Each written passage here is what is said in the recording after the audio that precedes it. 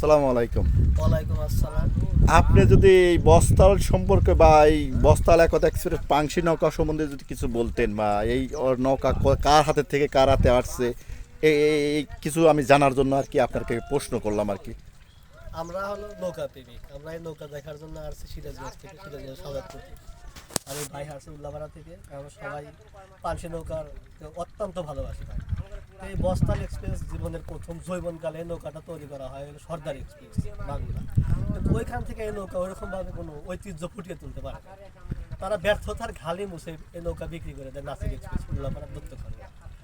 নাসির সাহেব অনেক অক্লান্ত পরিশ্রম করে বাগাবাড়ি নৌকাবাদে দ্বিতীয় স্থান অর্জন করে নাসির এক্সপ্রেস থাকা অবস্থায়। জি জি। উনিও এই ব্যর্থতারই ধরতে গেলে ব্যর্থতার মধ্যে পড়ে যায়, তখন নৌকাটা সেও বিক্রি করে দেয় চরাঙ্গার সাফলা এক্সপ্রেস।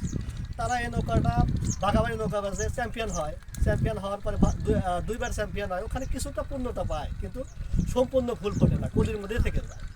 কিন্তু এই নৌকাটা যখন বিক্রি হয় বস্তাল 2025 সালে বস্তালে বিক্রি হয়, 23 সালে না 24 সালে বস্তালে বিক্রি হয় বাগাবাড়ি। এটা হচ্ছে আপনার হচ্ছে বেড়াত থেকে কিনা বেড়াতে এসে এখানে তারা চরমভাবে ব্যর্থতার সম্মুখীন হয়।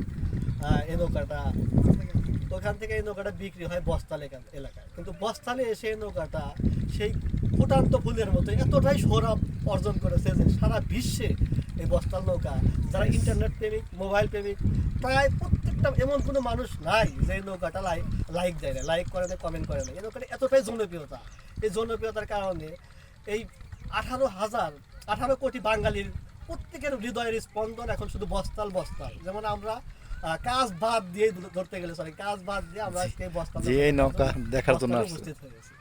এই নৌকাটা এতটাই জনপ্রিয়, নৌকাটার প্রতি সামনেও আমাদের অনেক ভালোবাসা রইল। আগামীতে 26 সালেও যেন তার এই ধারাবাহিকতা বজায় রাখে, সেজন্য বারবার চ্যাম্পিয়ন হয়, আমরা যেন বারবার এখানে দেখতে আসি। ইনশাল্লাহ ভাই, বস্তালের জন্য আপনারা দোয়া করেন। 2026 সালে যেন ভালো কিছু করে দেখাতে পারে, এই পারফরমেন্সটা যেন ধরে রাখতে পারে।